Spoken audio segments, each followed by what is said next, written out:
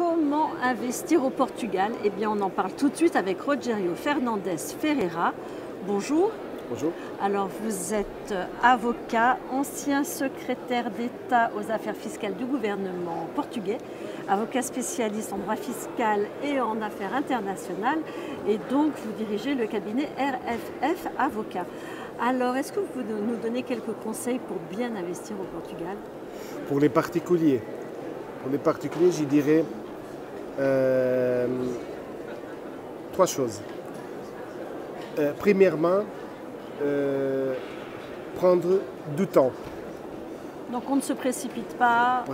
Prendre du temps, puis il faut choisir bien l'investissement, les biens immobiliers. Il y a beaucoup de procédures à remplir. Deuxièmement, choisir un bon agent immobilier, mais surtout trois, pour avoir différentes options. Et je dirais, troisièmement, choisir un très bon avocat, même si ce n'est pas moi.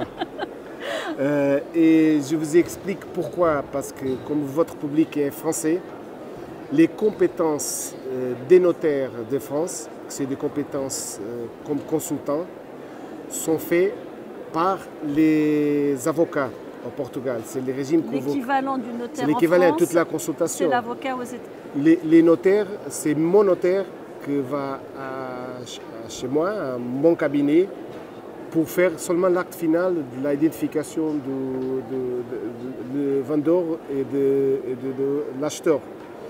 Toutes les démarches sur les biens immeubles et sur la idonéité du vendeur sont faites par les avocats.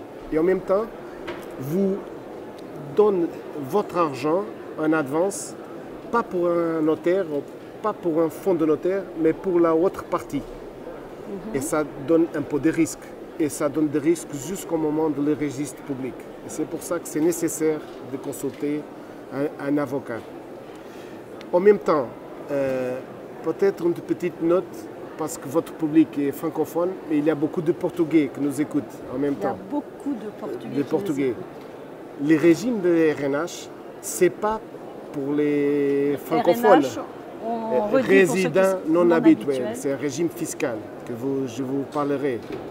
Et ces régimes s'appliquent aux non-résidents qui changent de résidence pour le Portugal. Ça veut dire que les Portugais immigrants qui sont résidents en France pour bénéficier de ce régime et aussi d'autres comme les programmes Regressar. C'est très intéressant et c'est une mesure fiscale que le gouvernement a approuvée. Ça ne fait pas beaucoup de temps. Et qu'est-ce que ça dit? C'est une personne qui était résident au Portugal et qui, après la crise, a émigré et qui revient pour le Portugal. Le gouvernement, pendant une période de temps, donne une exonération de la moitié sur notre impôt sur le revenu de personnes physiques. Ça s'appelle l'IRS, impôt revenu personnes singulières. Donc ça, c'est un des gros atouts aussi. C'est pour des personnes qui s'appliquent aux immigrants portugais, mais aussi d'autres résidents d'autres nationalités, comme le français, qui ont habité au Portugal, qui ont laissé le Portugal et qui reviennent pour le Portugal.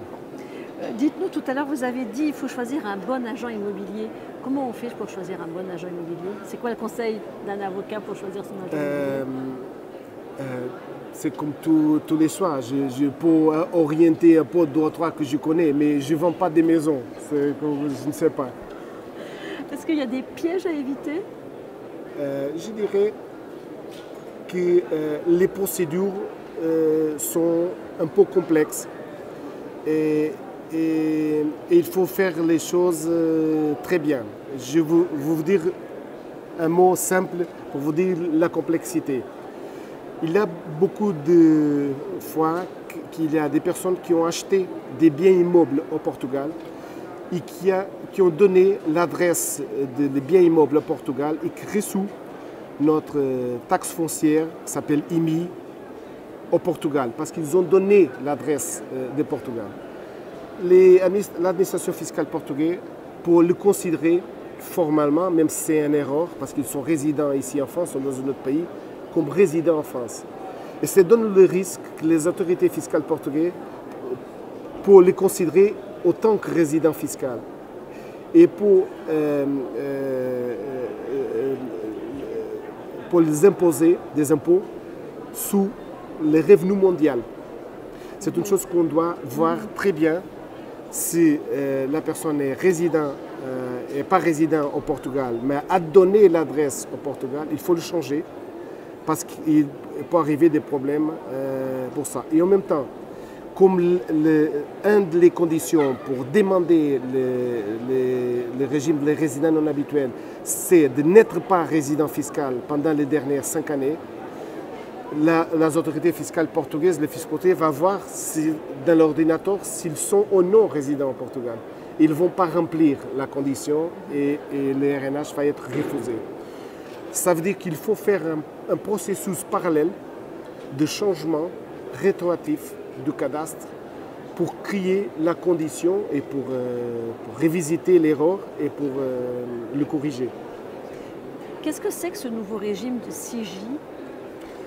Les CIGI, c'est les sociétés d'investissement et gestion immobilière. C'est un nouveau régime légal avec un encadrement fiscal vraiment favorable qui a été approuvé par le gouvernement en janvier, et qui produit ses effets depuis le 1er février cette année. Il n'y a pas aucun au Portugal, ça va arriver. Tous les pays de l'Europe ont quelque chose comme ça s'appelle les REITs. Et en Espagne, il existe avec le nom de SOCIMI. Et le gouvernement portugais a fait quelque chose de très simple. Ils ont plus ou moins copié les régimes de l'Espagne, de SOCIMI, et ont fait les CIGI. Et pourquoi? Parce qu'ils vont, c'est une autre mesure pour attirer les capitaux étrangers. Alors ça s'adresse surtout à qui? Les grands investisseurs et aussi aux petits investisseurs. Ce sont des sociétés qui vont être cotées en bourse avec un capital minimum de 5 millions d'euros et qui ont pour objet social l'acquisition de droits de propriété ou de droits de superficie et d'autres droits immobiliers, ou une autre société avec les mêmes caractéristiques et nature dans d'autres pays de l'Union européenne et qui fait surtout de la location. Et pourquoi? Parce que nous avons des problèmes de location. Le gouvernement veut promouvoir la location de biens immeubles et en même temps d'attirer des capitaux étrangers pour le Portugal. C'est à cause de ça qu'il était approuvé ce régime de l'SCJ. Et alors, ce régime, qu'est-ce qu'il donne concrètement comme avantage aux investisseurs? Ça donne des avantages parce qu'il y a une exclusion dans l'impôt sur les sociétés, que ça ne fait pas partie, ce n'est pas inclus dans la base imposable, les plus-values immobilières, les dividendes, certains dividendes qui viennent des autres sociétés, et les rentes de location. Ça veut dire que l'impôt sur les sociétés a une assiette qui est moins large. Et en même temps, il y a une imposition à la sortie seulement, pas à l'entrée. C'est pour ça. Et à la sortie, les résidents au Portugal payent notre impôt sur les revenus sur les personnes physiques. Un taux applicable, c'est de 28%. Mais l'impôt sur les sociétés, le souscripteur qui reçoit les dividendes paye 25%, c'est sur les sociétés. Mais ce sont des investisseurs internationaux, ils payent 10%. Et ça, c'est très attractif pour les actions, pour les unités de participation, on peut dire, des investisseurs internationaux qui vont investir dans cette CIGI. Et l'objectif de tout ça, donc, c'est de créer de l'offre locative pour satisfaire le marché local. Pour satisfaire le marché local et de créer aussi comme un instrument financier pour les